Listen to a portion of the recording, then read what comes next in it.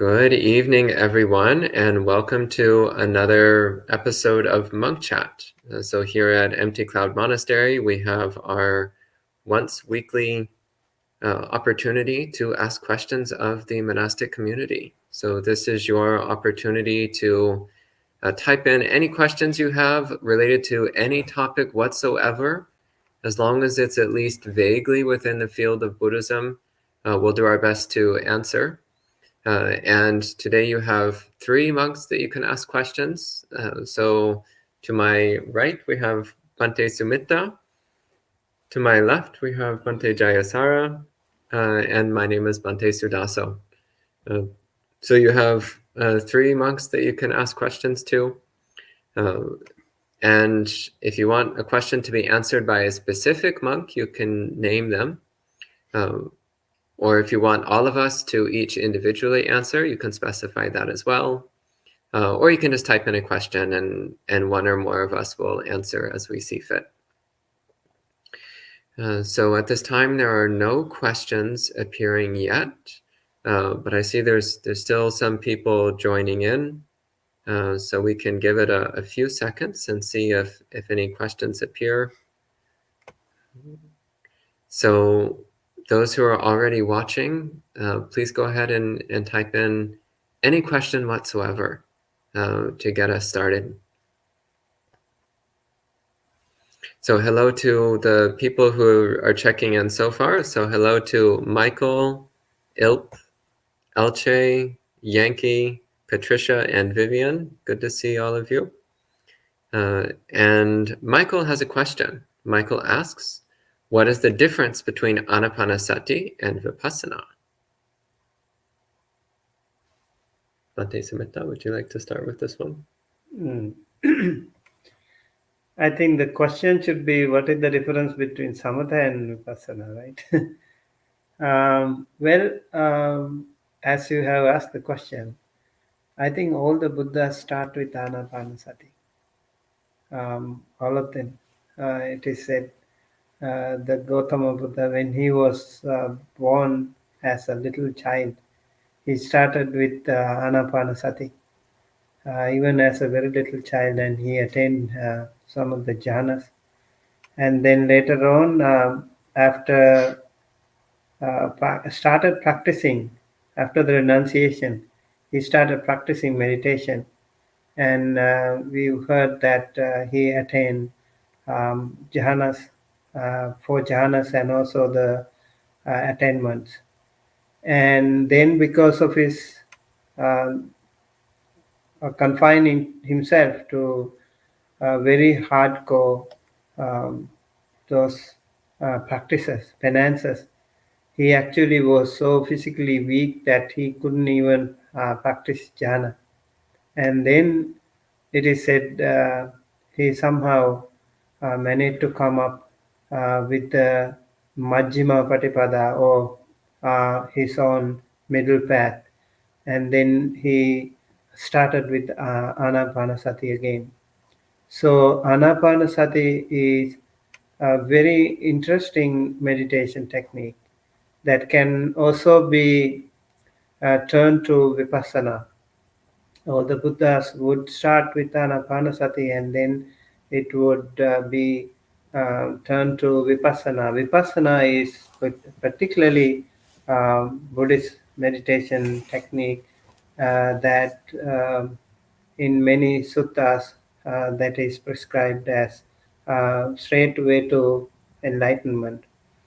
And in Patisamphida Magga, I remember there is one sutta that talks about some practitioners, they start with samatha and then go to vipassana. And some of the other practitioners, they go to uh, vipassana first and then go to samatha.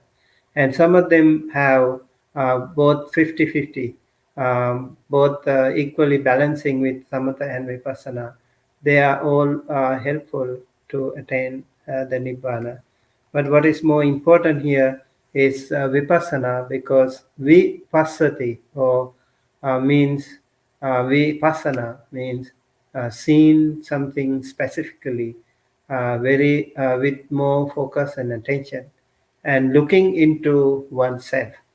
And here we look into ourselves and see the anicca, dukkha, anatta, the impermanence, and then suffering, and then non-self, and continue to practice until someone realizes the Four Noble Truths and eventually attain the uh, enlightenment. Okay. And Jason asks, is there a concept of lineage in the Buddhist Sangha? Yes, we are all members of the Gautama lineage, the lineage of Sakyamuni Buddha, Gautama Buddha. And that is every single Buddhist monk in the entire world. So whether they're a bhikkhu or a bhikkhuni, whether they're Theravada or Mahayana, whether they're Sri Lankan or Thai or Chinese or American or Italian or German or whatever, all of us are in the lineage of Sakyamuni Buddha, Gautama Buddha. So we're all in the same family, the same lineage. Any other distinctions of lineage are kind of irrelevant, to be perfectly honest.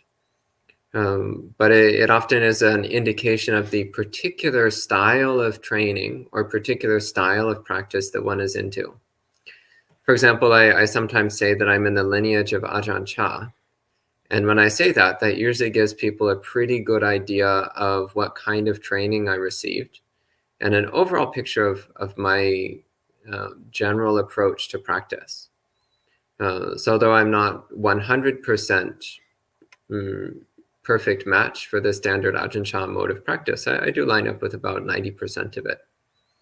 So that's relevant to the extent that it can give somebody a sense of a particular monk's background in training and what kind of practice approach they're used to.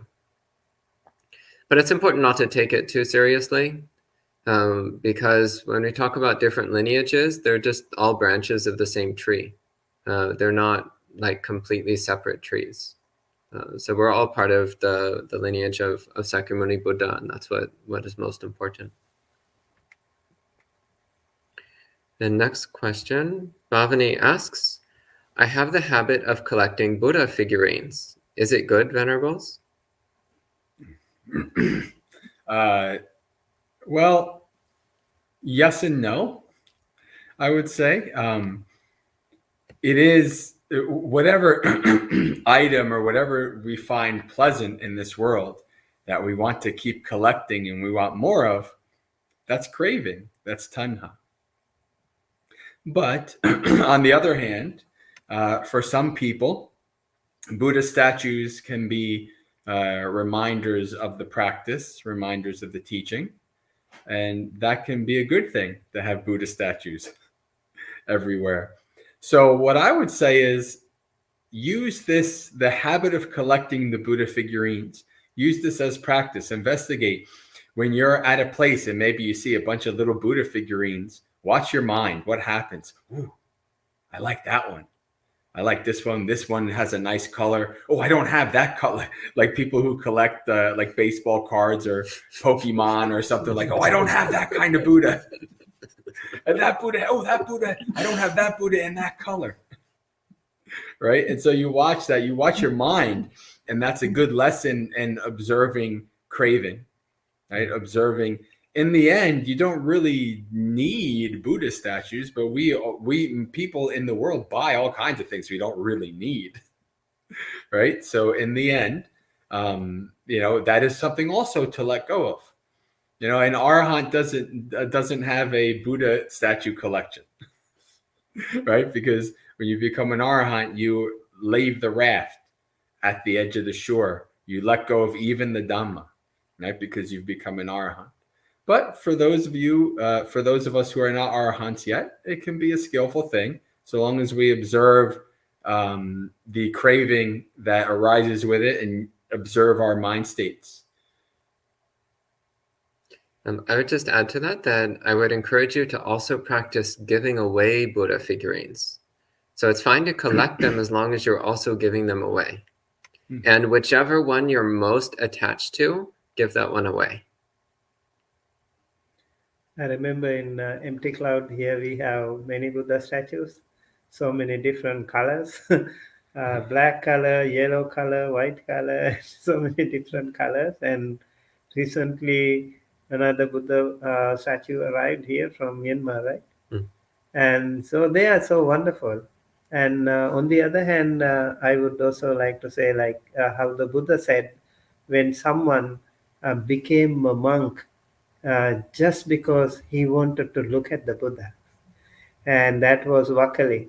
Mm. And then the Buddha said to Vakali, Yoko Vakali Dhammang Pasati Somang Pasati, Mm. Yomang Pasati So Dhammang Pasati. So if you want to look at me, look at the Dhamma, not me physically. And look, so if someone sees the Dhamma, he sees me through the Dhamma. That is the best way of looking at the Buddha. And then we have Bhante Sumitra from Bangladesh. So hello to other Bhante Sumitra. And Charles Lee asks, what is Vesak? What is Vesak? Vesak is the I think most how do we say, like most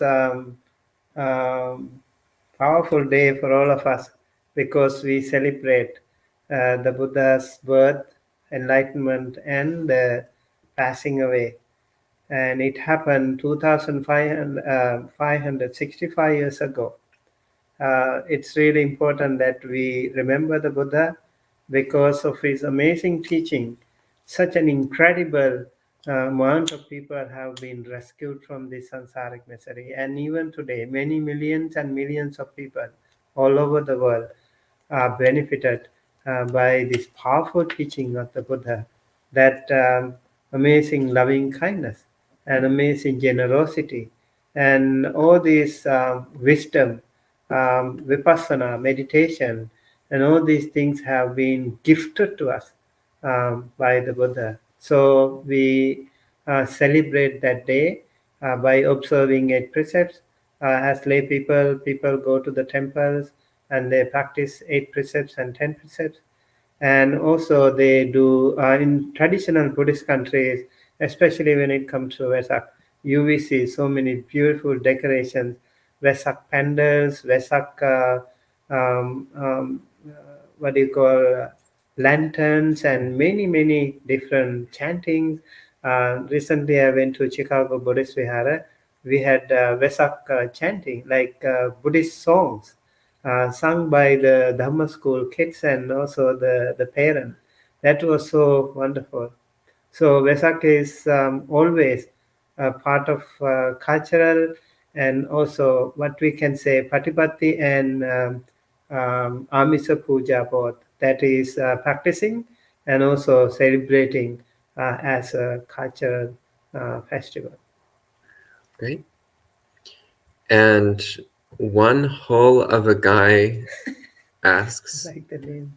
yeah, he asks, what are the Bhante's thoughts on the notion of unconditioned consciousness / chitta discussed by many within the Thai forest tradition, such as Longta Mahabua, Ajahn Sumedho, and others? Nibbana or wrong view?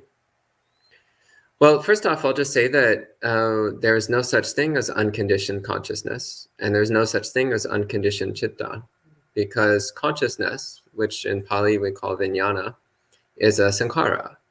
Therefore, it's a conditional phenomenon. It's conditioned by definition.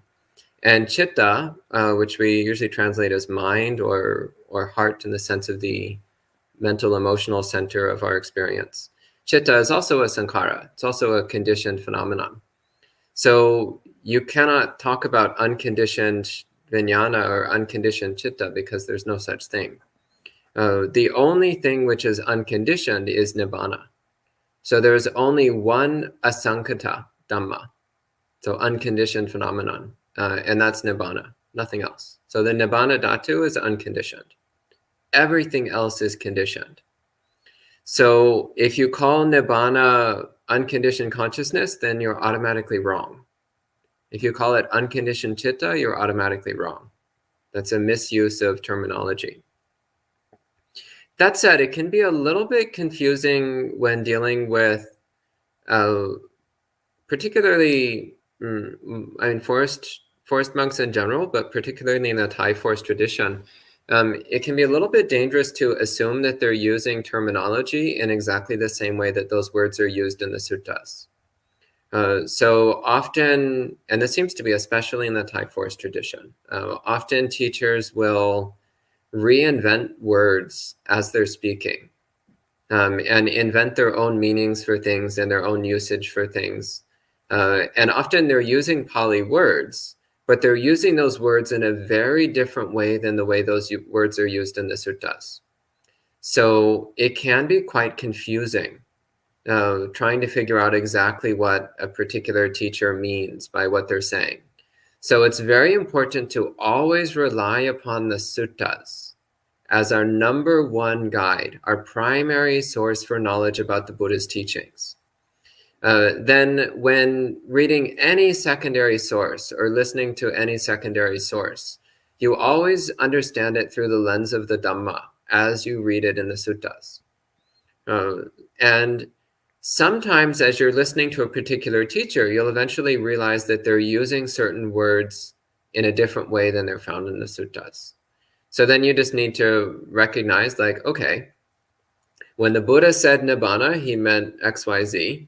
When Ajahn so-and-so says nibbana, he means XYQ. Okay, a little bit different. They're defining this term in a different way. Or when the Buddha said unconditioned, he meant such and such. When Ajahn so-and-so says unconditioned, he means something a bit different. So sometimes it's important to learn how to try to discern what a teacher actually means by what they're saying. Bhante, do they actually say, like, the Langpur Mahabua, they actually say unconditioned chitta? Or because I don't think I've heard those. Like, I've heard like the one who knows and all these kind of things, but I don't know if I've heard somebody literally say unconditioned chitta. I don't know. I mean, I so rarely read secondary sources. Me neither. Yeah. So other than Ajahn Chah, and I've never seen.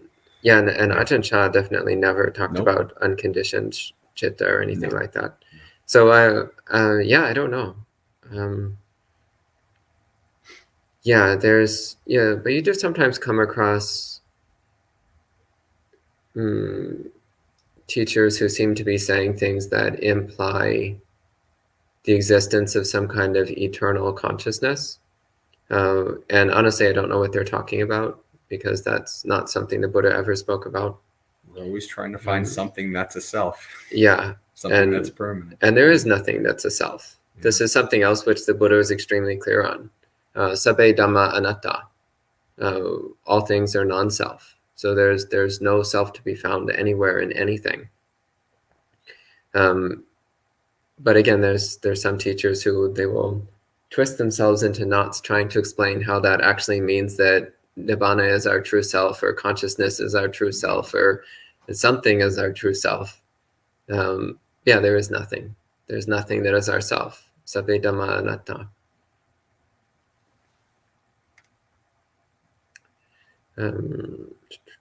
Next question. Anonymous asks, what is the difference between, I assume they mean samadhi. What is the difference between samadhi and vipassana meditation? Would you like to talk about this? Difference between samadhi and vipassana? Well, the way it's very common to think of vipassana as a specific technique per se, and it's kind of used that way. But if you read the suttas, it's not a technique. It's more a mindset that's developed. Right? Even like Bhante Silananda would say, you switch to vipassana, and when you talk to him about it, he doesn't mean it as like a technique. It means something that you're actively looking at, as Bhante said, anicca, dukkha, anatta. Right? You're actually looking at the characteristics of existence. Samadhi is the type of samatha practice, right? The concept is, the idea is to tranquilize the mind, to calm the mind. And samadhi means like a stillness, or typically concentrated at concentrated, typically translated as concentration. And so when we do samadhi practices, the goal is to, like, for instance, mindfulness of breathing. The goal is to unify the mind on an object so that the mind becomes tranquil, peaceful, and becomes fertile ground to delve into the jhanas. Right? The jhanas are the top of samadhi practices. So as Bhante was kind of saying before, really the better question is, what's the difference between samatha and vipassana? Right? That's really the question.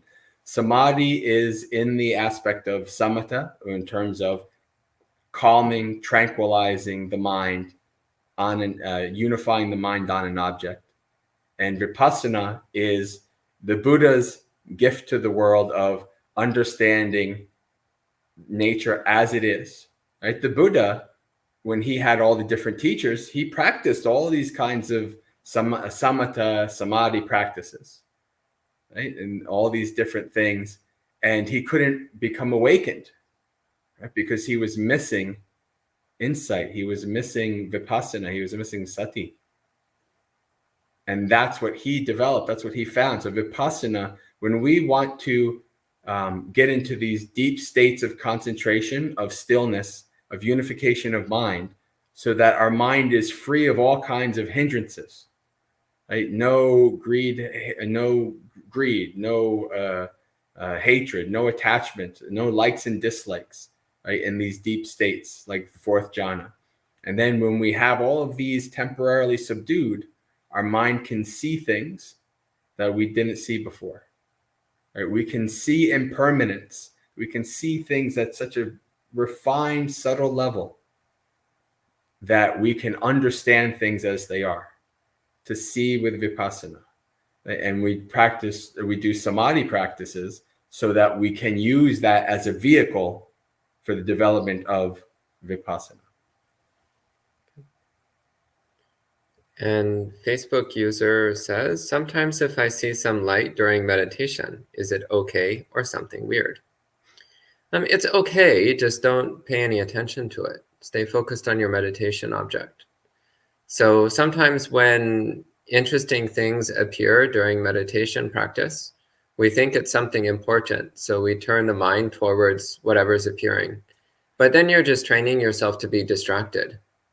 So that's not a particularly beneficial approach to meditation. So in fact, it can just lead to spacing out and daydreaming and even hallucinating and all kinds of unhelpful mind states.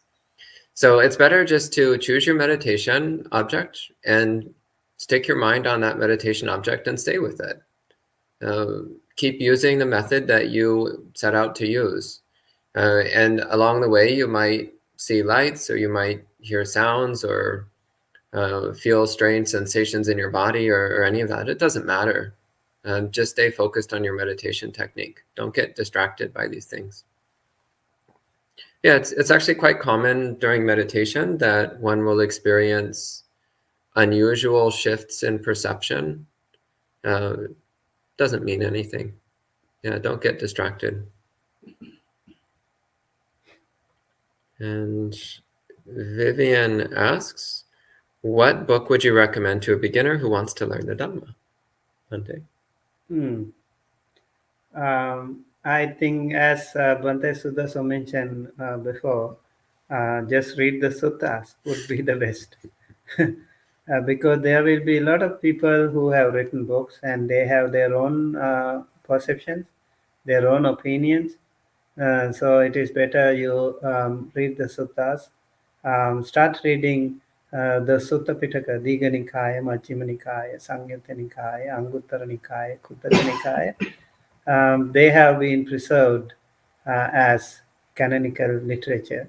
You can read your lifetime, don't worry. You will be never short of time if you keep reading. There are so many books, like 55 volumes, so a lot to read. Apart from that, if you like, maybe What the Buddha Taught by Bhante Valpola Rahula, And if you want to read meditation, mindfulness in plain English by Bhante Ji, and many more suttas like Satipatthana by Bhikkhu Analayo, and Bhikkhu Bodhi's book, what is that? Buddhism? Well, there's In the the Noble Buddhist Eightfold Path, the Noble Eightfold Path by Bhikkhu Bodhi, Mhm. and in the Buddha's words is the Sutta Yeah. anthology. In the Buddha's words, right? Mm. Yeah. Those are some of the books that come to my mind. Okay. And Bhavani asks, when you travel in Italy, do you give discourses in Italian language? Well, Ayasoma definitely does, because she's born Italian and speaks Italian fluently. I speak a little bit of Italian. Io posso parlare un po' di italiano, but I can't speak enough to give Dhamma talks yet. Give me a little bit longer and maybe I will. So when I give talks in Italy, I give them in English and somebody translates them into Italian for me.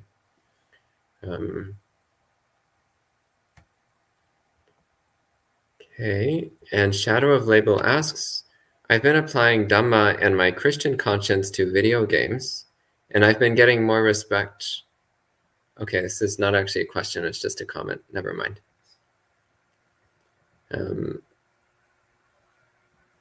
So that is something, by the way, if you type in comments, I'll just skip over them. So if you want something to be answered, please make sure to phrase it in the form of a question.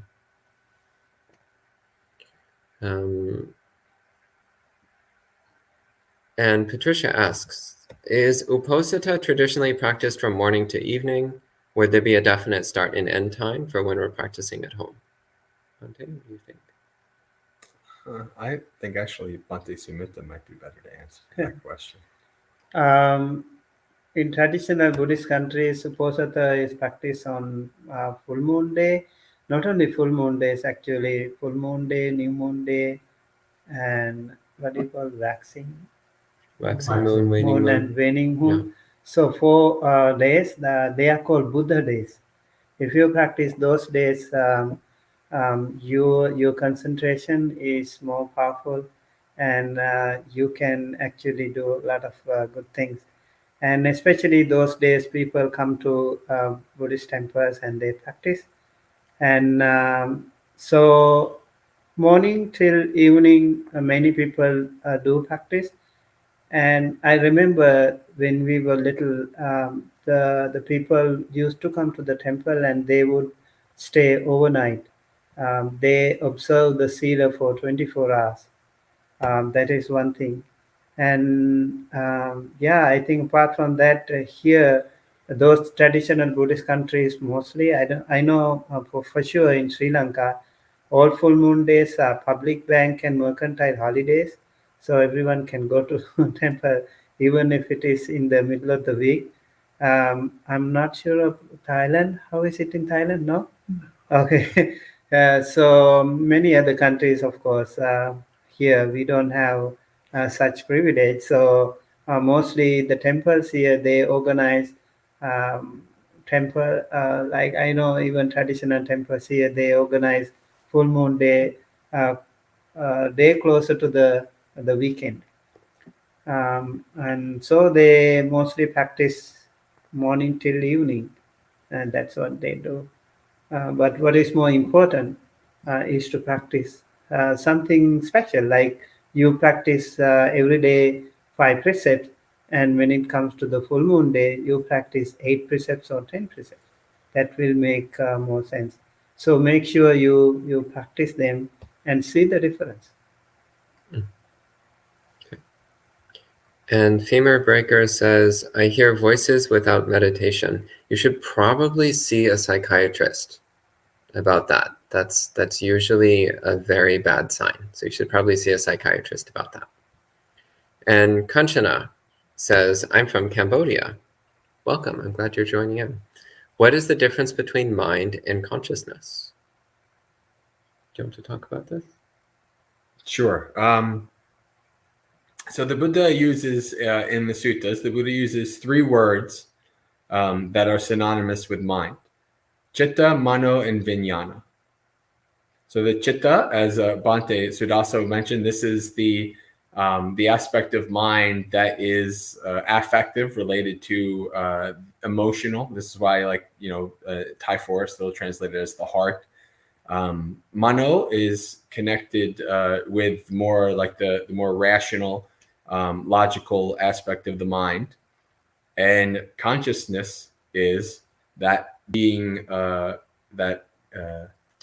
aspect of being awake and aware and able to have make contact, like the senses making contact with the outside world. So consciousness is one of the aspects of mind. It's one of the synonyms in the suttas for the mind, these different aspects. And another question on chitta, Anagar Kasarana asks, what are your thoughts on the statement, the chitta never dies? How is the chitta addressed in the suttas? Bhante? When everything is impermanent, chitta will also be impermanent. All conditioned things are impermanent. So chitta is actually the fastest dying thing, if we can say. Like when I say one word, many chittas already appear and disappear. So yeah, chitta is not permanent for sure. Okay, good. And Sam asks, lately, finding good food is such hindrance to my practice. I feel after having good food, I get some satisfaction. How can I overcome this? Well, the Buddha said we should contemplate three things: the gratification, the drawback, and the escape. So asada, adinava, nisarana. So you're apparently good at step one. So that's actually really wonderful. You've figured out step one pretty well. So let's start working on step two. So what is the drawback? What's the disadvantage? Well, good food, no matter how good it is, it's temporary. The experience only lasts a few minutes at most. And if you eat too much, then you feel a bit sick afterwards. And you can only eat so many times per day. So actually, most of your time is spent not eating. Eating only takes up a few minutes of your day. And then when you're not eating, what's going on in your mind? Are you constantly reflecting with craving and attachment and desire about food that you want to have? Or maybe running back to the past, memories of food you had in the past? And what is that doing to your mind? So when you're always rolling around in this desire and attachment related to food, how does that feel? Does that feel pleasant or unpleasant? And even while you're eating, look at your mind. Often when we're eating, the mind gets very agitated, gets very disturbed, gets all spun out of control. It's like a tornado, a tornado of craving. So even while we're having the food itself, which is, there is definitely some pleasure there, the mind is also often in a very uncomfortable state of agitation and disturbance. So pay attention to that as well. So these are ways of reflecting on the drawbacks. And then the escape is to pay attention to the bliss of equanimity, the bliss of disenchantment, the bliss of dispassion. So noticing how pleasant the mind feels when it's contented, when it's not seeking after good food, when it's not concerned with what kind of food it's getting or not getting, when the mind is perfectly happy with things just the way they are. Notice how pleasant and enjoyable that is. So that's contemplating the escape, the nisarana. And when you contemplate in this way, then you'll recognize that the gratification is pretty minimal. The drawback is actually quite a bit larger. So this is what the Buddha says. The Buddha says the gratification is minimal, the drawback is much greater. And the happiness of the escape, so equanimity, contentment, renunciation, disenchantment, dispassion, that kind of happiness is much more sublime, much more pleasant, much more peaceful, much more enjoyable, much more reliable too. So when we contemplate in this way, then the mind will naturally incline towards equanimity, disenchantment, dispassion. rather than towards craving and attachment. Yeah, congratulations on completing step 1 of 3. That's very good. Just carry on with step 2 and everything will be okay. And Michael asks, should I develop strong samadhi through samadhi meditation before focusing on the 6 sense bases? Are there any guided 6 sense based meditations? Dante, what do you think? I think you'd probably be better off answering that. Okay. I'm a big samadhi fan, and I'm very unashamed about this. Yeah, practice lots of samadhi. You should be spending 90% of your time doing samadhi meditation. And the other 10% is more just about developing some kind of skill with Vipassana meditation, because realistically, it's only during long retreat when your samadhi is extremely sharp and stable that you're going to really get anywhere with Vipassana practice. So yeah, most of your time you should be doing samadhi, in my opinion. When you say Vipassana practice, do you mean Satipatthana or Anicca Sanya? Anicca Sanya, Anatta Sanya. Gotcha. All right. Those really deep, transformative meditation practices, they work best when your samadhi is really strong. Yeah. If your samadhi is weak, then Anicca Sanya, Anatta Sanya will only ever be superficial. And there probably are guided 6 sense-based meditations, but I have no idea where they are or if they're any good. I don't bother much with listening to other people's guided meditations. So I'm really not the person to ask for recommendations on guided meditation. And next, Don asks, is patience the antidote to practice when around others who gossip, slander, and idle chatter, for example, at a dinner? Dante? Yeah, I think patience and equanimity. Also not being bothered about what other people do and say.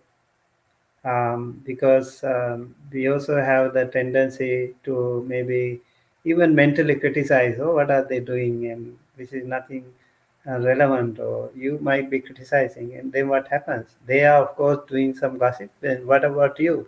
You are responding, so you are reacting, so you also generate the bad karma too.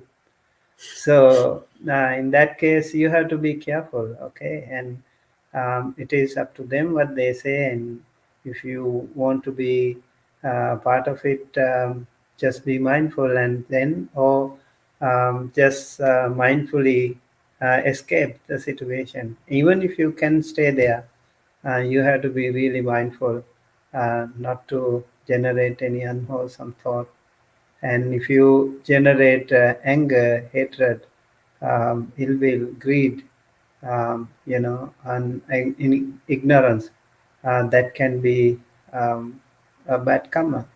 And in Buddhism, in many suttas, I remember there are 32 stories, 32 talks that should be avoided.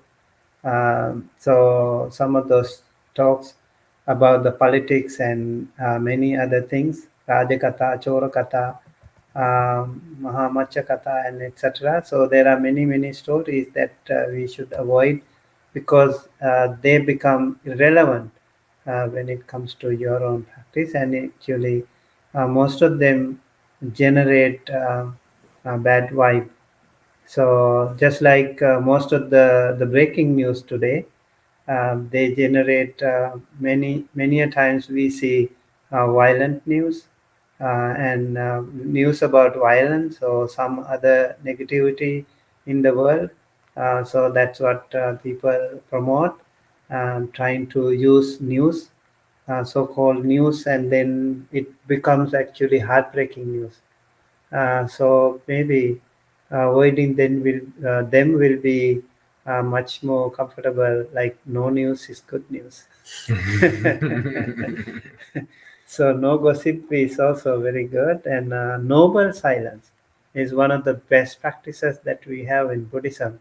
When you keep quiet and listening to yourself, listening to your own thoughts, and observing your own thoughts, that will be the best way to have a dialogue, internal dialogue within yourself. And Faze, I don't know quite how to pronounce this name. Faze asks, which books do you offer for a newly converted Buddhist person? I think we answered that pretty thoroughly earlier. Shadow of Label asks, I've been applying Dhamma to fantasy in games, and I avoid animal hunts and whatnot, and started thinking if I don't need meat and feel guilty about eating meat for the death of cows, then would that kind of feeling and thought apply to plant life as well? Bhante, what do you think?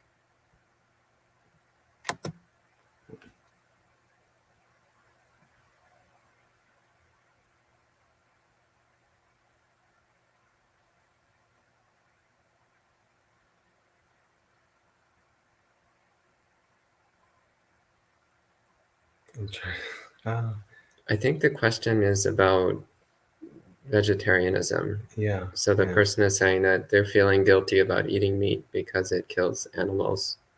So does that also apply to plants? I think that's what they're asking.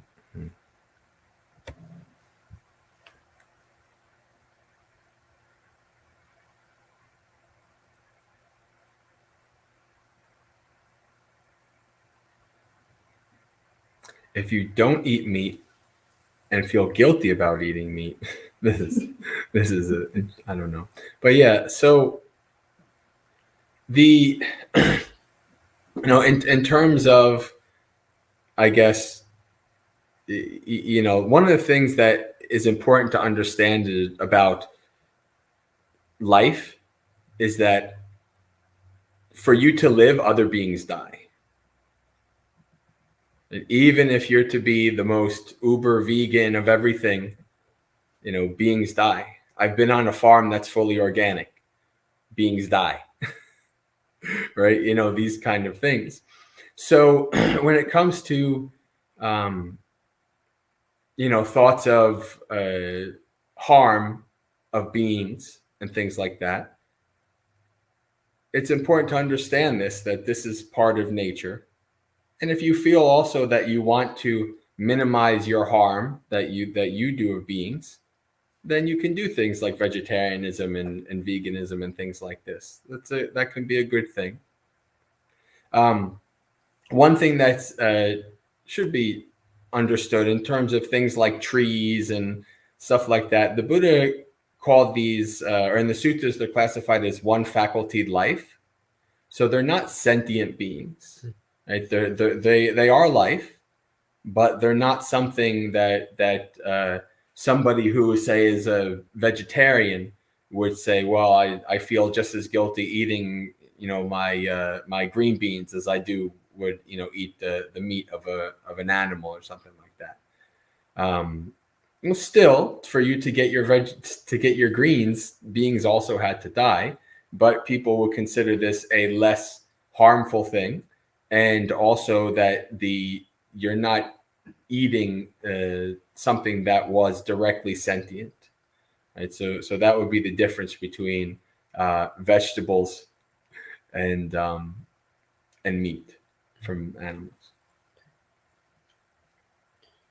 And Sud asks, when I was meditating on Buddhanusati, I came across Anutaro Purisa Dhammasarati. This perception gave me great joy that filled my mind, and I sat there for 45 minutes. Is this jhana?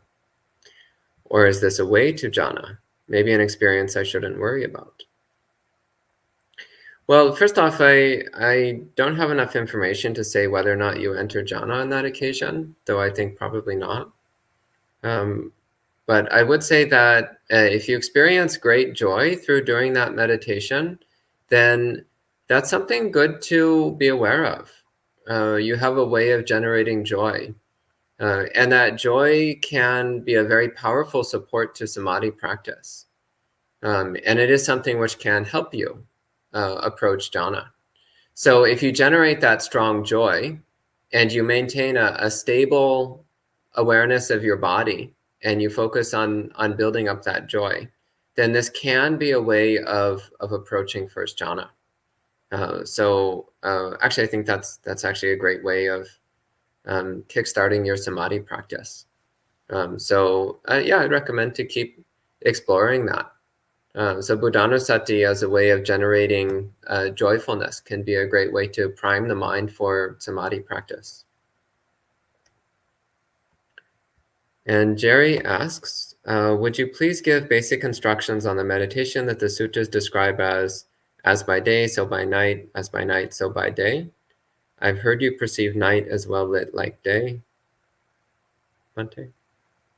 Is it a quotation? They're asking about, I think it's the Alokasanya, where the Buddha says, as by day, so by night, as by night, so by day. It sounds like it's from the Vipada Vedanta, because it talks about doing like using the same meditation by day and by night, and developing the perception of light at the end of that meditation. I like read it this morning. Yeah, I mean, I could talk about the perception of light, but I'm not 100% sure if that's what they mean. Maybe Jerry, if you could clarify what you're asking, because it's not completely clear. What was the sutta, Anthony? It's in the Idipada Samhita. Oh, Idipada. It goes through several sort of stages. It's like, is the body lax or is it tense? Is it constricted or is it distracted? Then it says, is the front the same as the back? Is the top same as the bottom? Is the meditation object you do by day and by night the same? And then, and then it says to develop a mind of luminosity, and that's the perception of light. And the top and the bottom is the mindfulness of the body, the anatomical parts. It's one of my favorite suttas because it's very like analytical, and it's Idipada. So. Beautiful.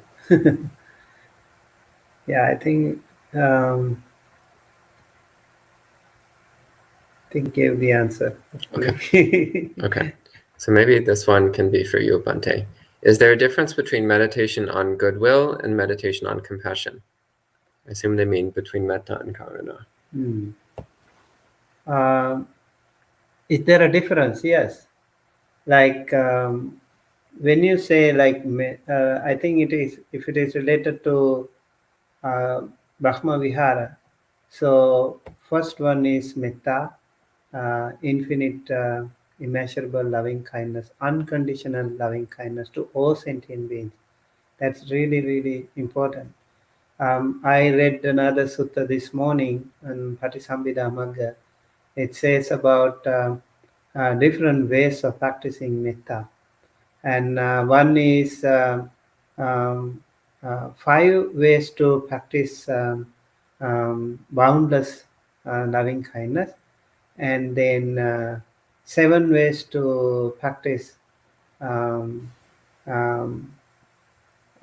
again the meditation with limited limitations, and then again another meditation is also there. I remember it's like 7 or 8 ways, or the 10 directions. So 5 ways is like when you think of all sentient beings, like avera hontu, abhyapajya hontu, aniga hontu, sukhi attanam pariharantu. Avera hontu means may they be no hatred. May there be no hatred. And then abhyapajya hontu means may they be well. And aniga hontu means may they be happy. And sukhi attanam pariharantu means may they also have sukhi atta. Sukhi means happy and contented. So sukhi attanam pariharantu. And then again different kinds of like sabbe satta, all sentient beings, sabbe pana, all breathing things, and then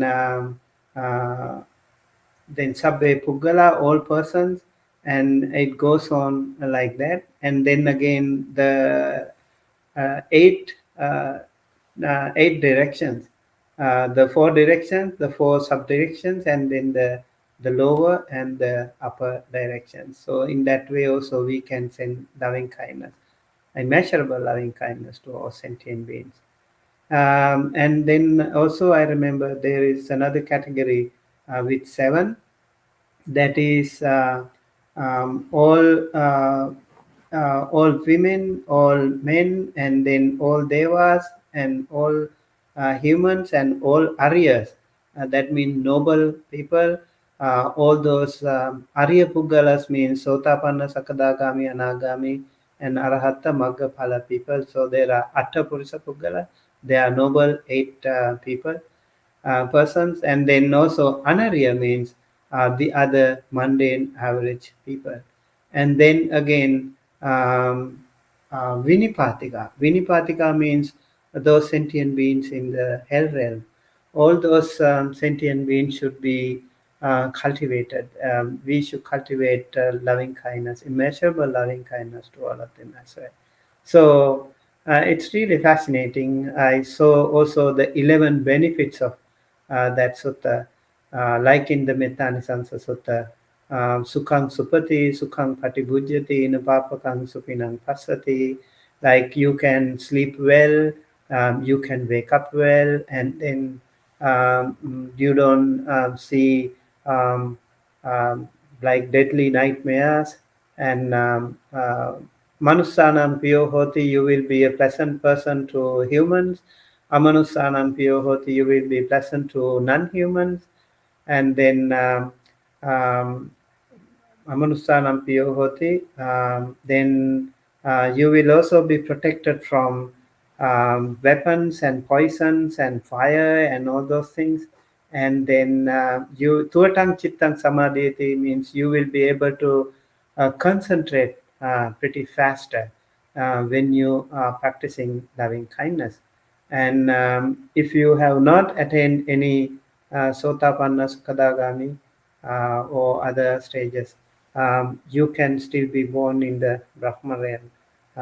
So, Tut and Chittang.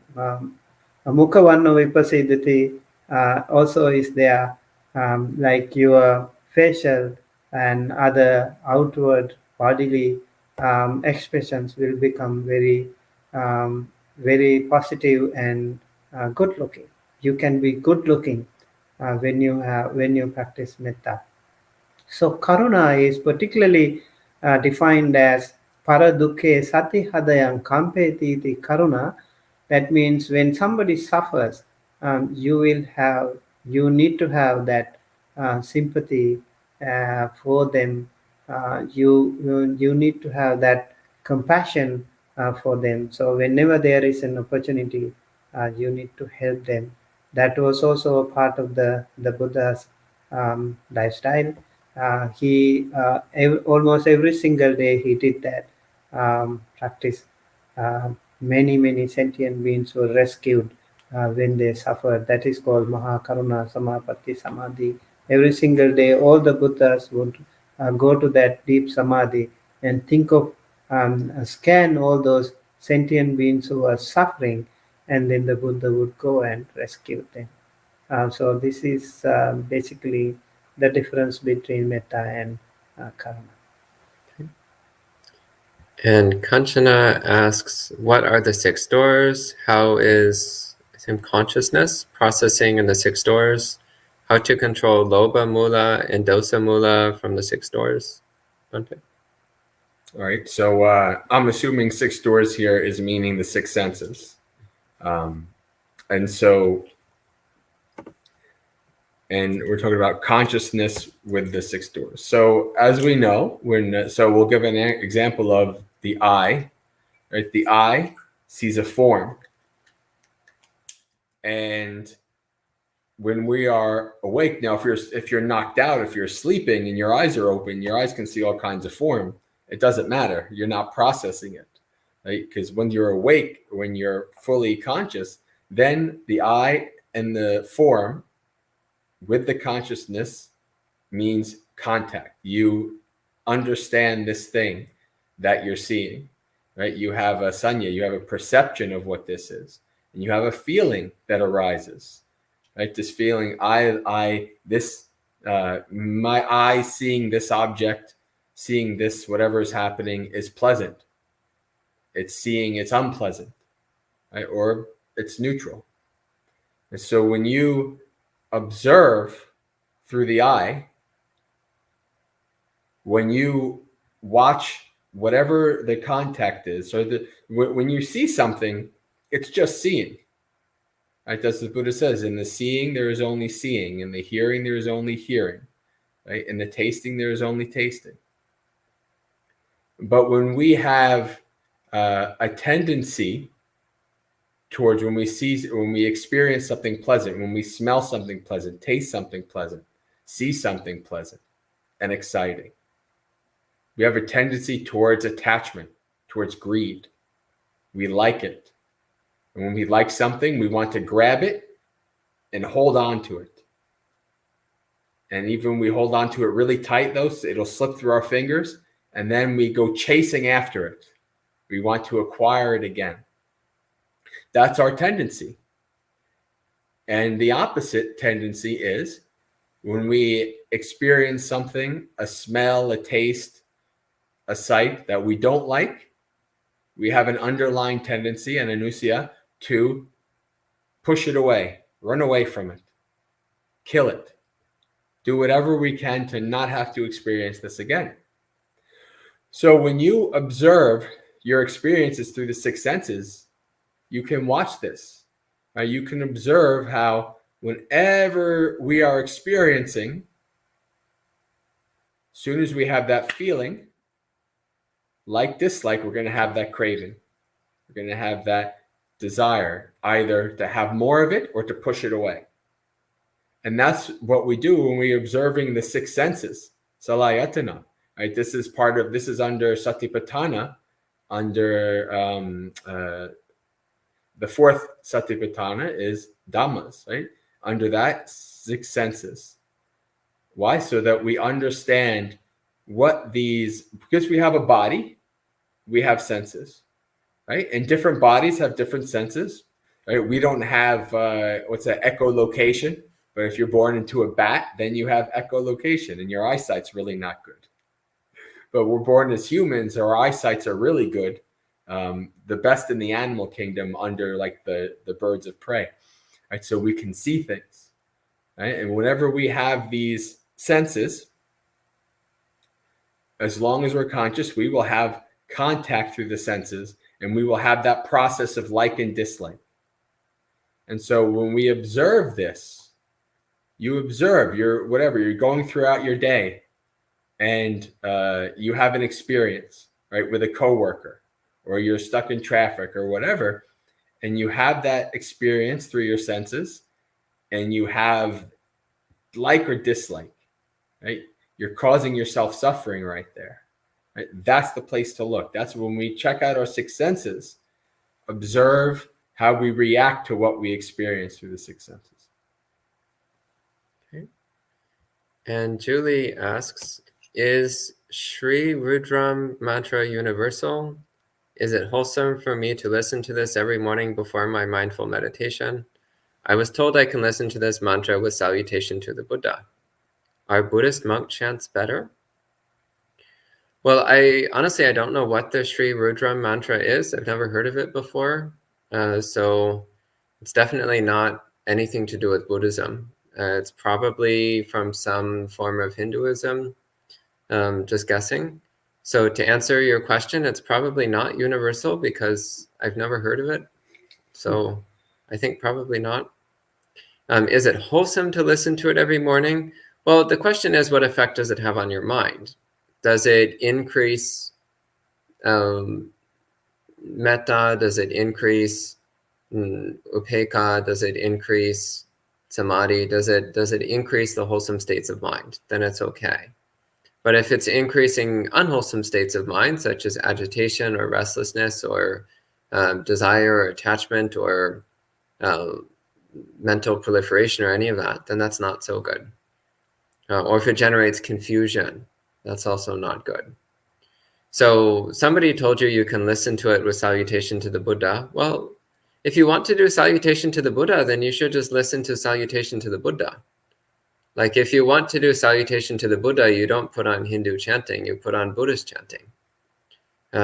So it seems pretty strange to me that somebody told that to you. It's kind of like if I said, You can listen to Buddhist chanting while thinking about Karl Marx. It's like, well, okay, technically you can, but why? So if you want to have salutation to the Buddha, then you should listen to chanting that's actually salutation to the Buddha. I think she can kind of continues with Yeah. the next one. Yeah, no, the next one is a different question. Is So it? Buddha, yeah, different question. Buddhist monk chants better. Yeah, again, if you want to bring up a mind of respect for the Buddha, then you should listen to a chant which has something to do with respect for the Buddha. So that's what I would recommend. I think I also have a warning for you. Sometimes I have met some people personally. They have been chanting or listening to some chantings, like some chanting, some mantras. And what happened is actually the content of it is inviting some monsters. So you are inviting monsters to to your home. So what happened to that person? That person could not get rid of them. You are like getting possessed by them, and you can't do anything. So be careful when you listen to some mantras that you don't know the content of it. And Julie also asks, upon waking up in the mornings, my mind seems bombarded with thoughts. What is this? Seems like I can see this more clearly from practicing mindfulness meditation for a little over a year. Oh, okay. Yeah, I saw the waking up in the morning, and she was talking about how that she listens to the mantras in the morning. So I thought, so maybe she's thinking about trying to find some way to deal with the thoughts being bombarded when she wakes up. So this is very common. When you wake up and there's a whole day ahead of you, well, what is your mind going to be thinking about? Oh, what am I going to do at work? Or I have to make sure that I walk the dog, or all of the things of your daily life are going to come to your mind when you in the mornings. This is normal. So when you sit down, maybe you have a morning meditation, and you sit down and you say, okay, I'm going to meditate for a half hour, and you're meditating, and then 28 minutes out of the 30 minutes, your mind is thinking about all these things. And then it starts to get calm, and then the bell rings, and then you have to go to work. You're off to the races, right? So this is something that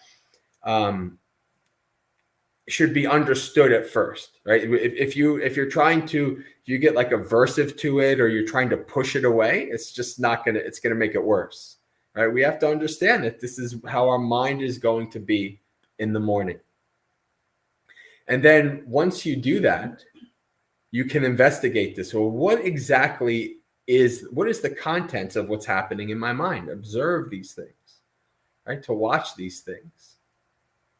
And sometimes maybe these are thoughts that are reminding you of something important you have to do for the day. It might be, right? So oftentimes, what I used to do as a layperson was that I would have like a planner or something. And if I had to do something, I would write it down, especially like if the night before I was thinking, I'd write it down. And so then in the morning, my mornings, I did my exercise and meditation and listening to Dhamma talks, right? Listening to Dhamma talks could be helpful too, to help you kind of focus and center your mind. Right? You go on YouTube, there's hundreds of, Dhamma talks you can listen to. But we should understand that we don't want to ever kind of force or push or repress our mind. There's a reason why your mind is being this active. Investigate that, observe that, and then try to think of different ways that you can use to allow the mind to calm down.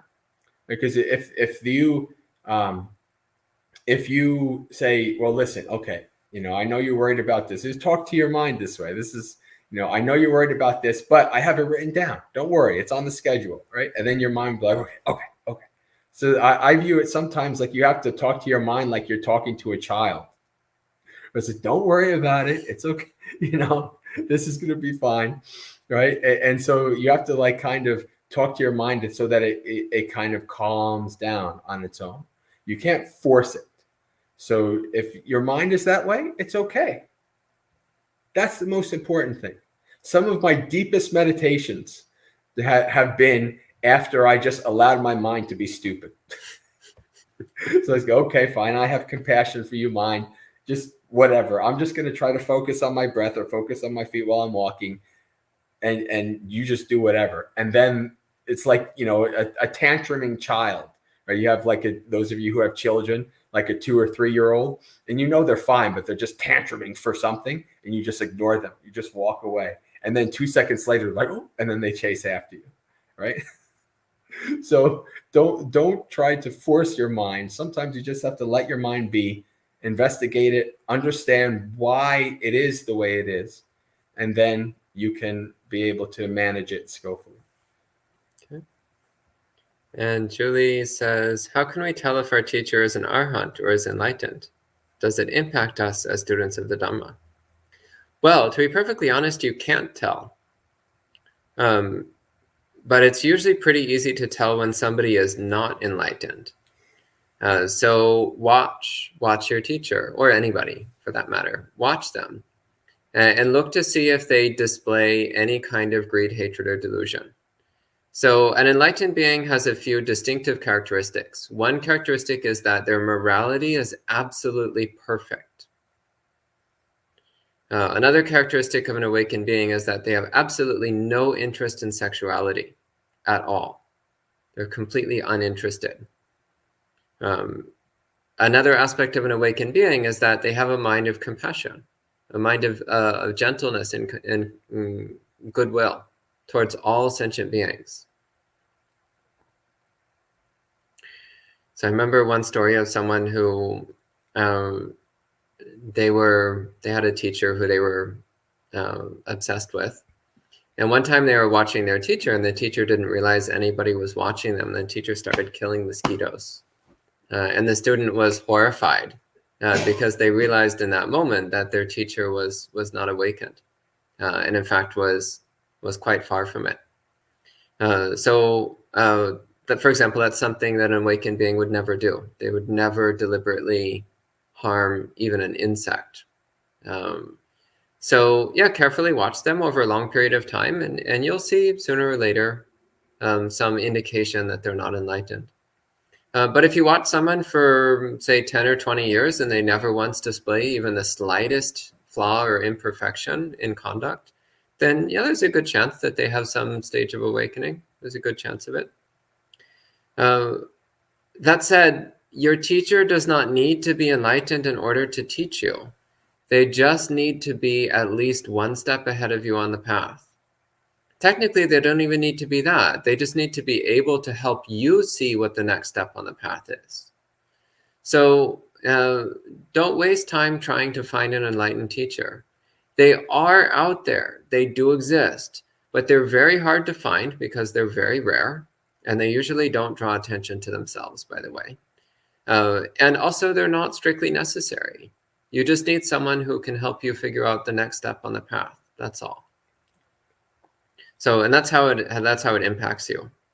But yeah, I mean, if you do notice that your teacher has really serious misconduct problems, then you should probably find another teacher. So that also is a way it impacts us. So if your teacher is sleeping with their students and goes deer hunting on the weekends, then you need a new teacher. Can I add something to that? Mm-hmm. So I also wanted to speak to how does it impact us as students of the Dhamma. I want to speak to how that impacts your own mind.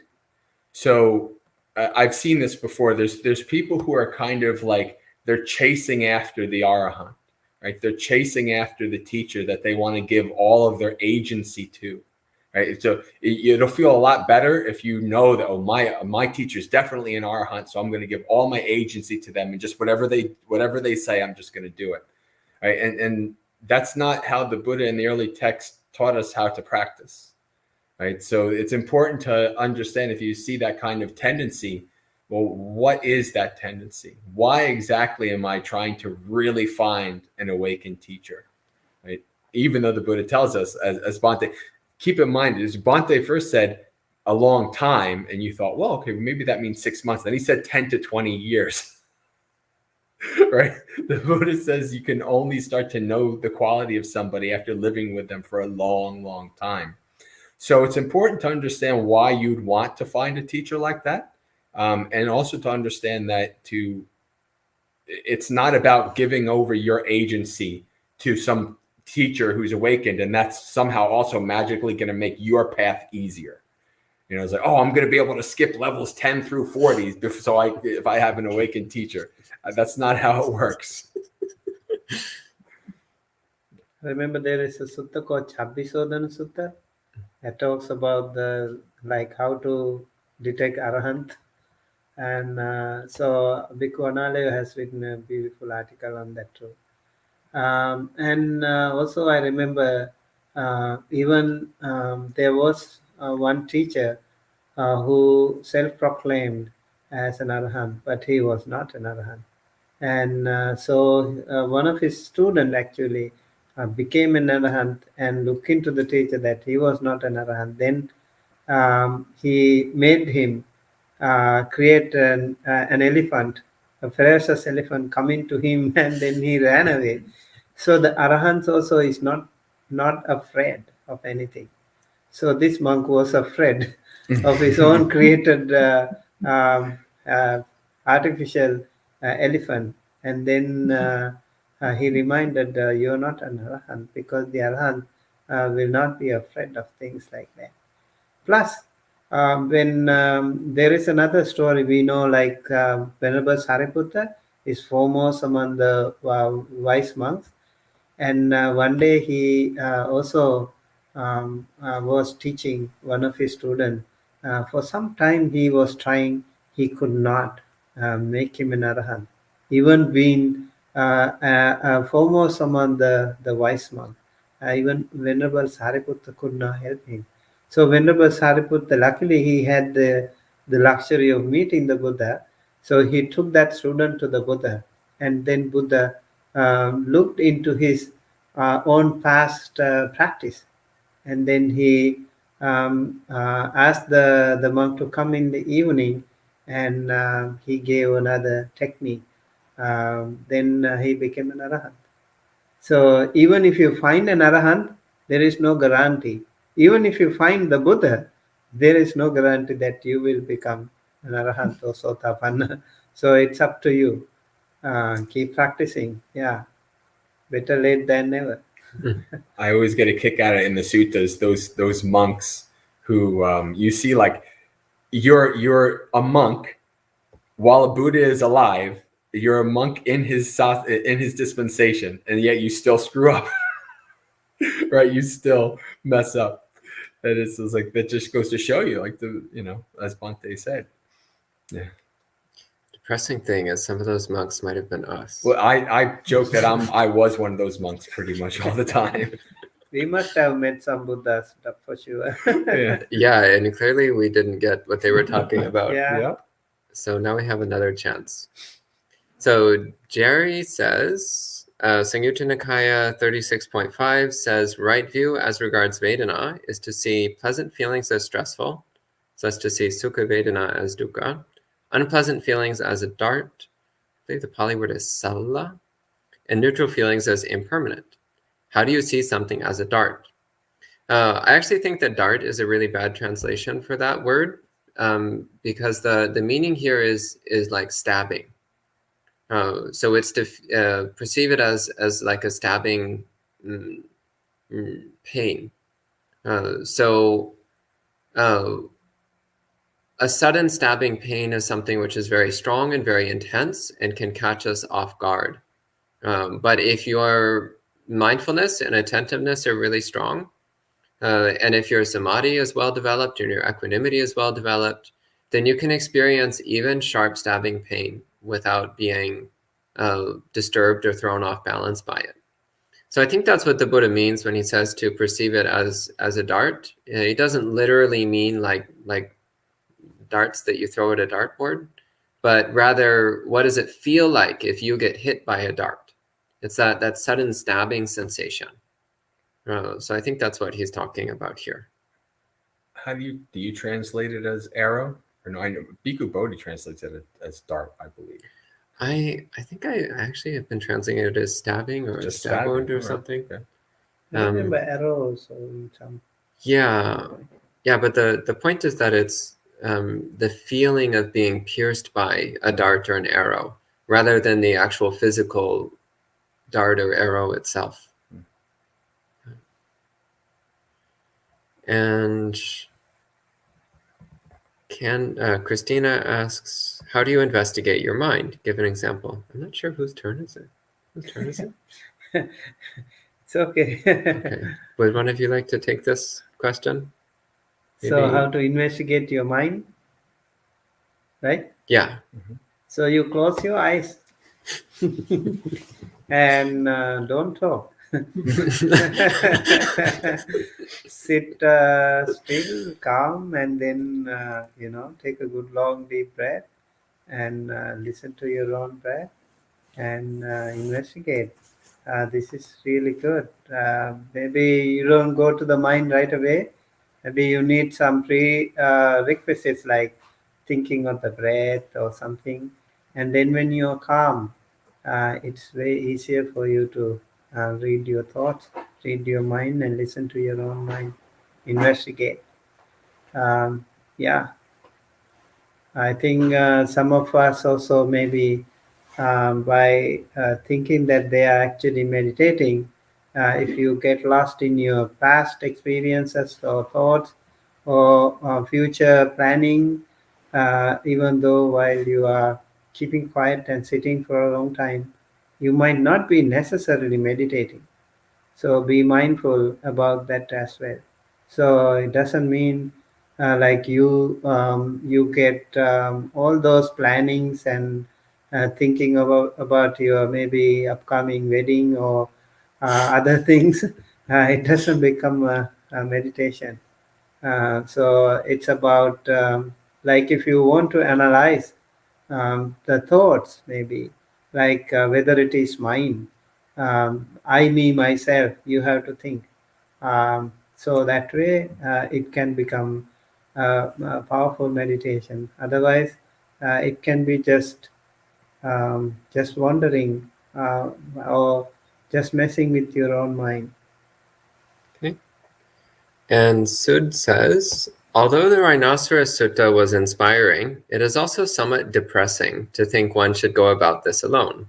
Do you have any thoughts about this, Bhante J? So as I've been here for most of it with Bhante, and as Bhante says, there's a balance. The Buddha is always showing you, he's talking about being alone, but he's also talking about Kalyanamitta.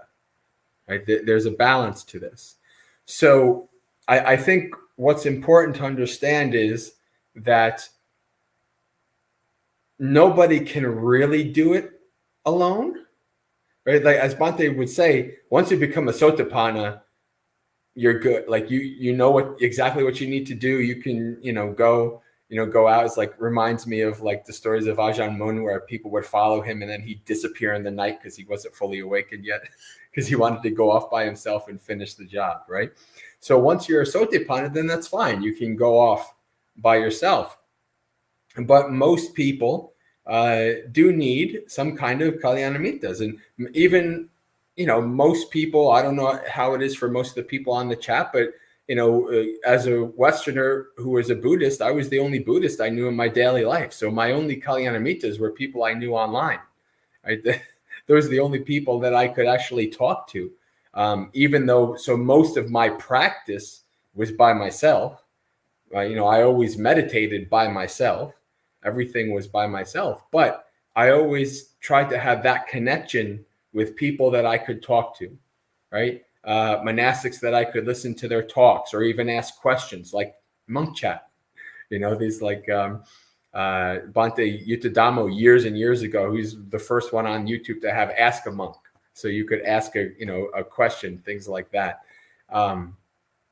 So the practice is lonely. Like the practice is your own. Nobody can help you. Not even like this famous quote: the Buddhists can only show the way.